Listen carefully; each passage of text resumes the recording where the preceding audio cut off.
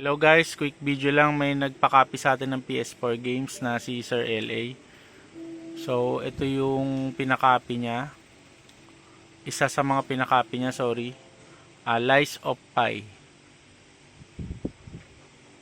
Ayan. So, ito po yung mga games, sir. Yan o, Lies of Pi.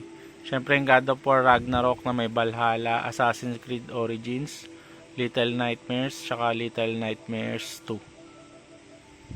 Yan. So, Lies of Pi yung isang to.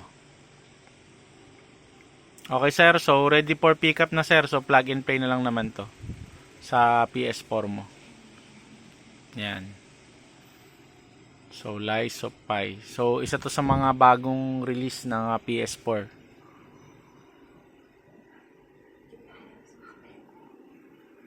Yan. So, isa siyang puppet na binuhay ata.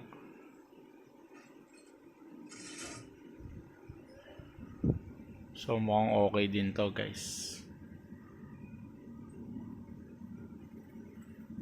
So, ayan na. So, thank you, sir. Salamat.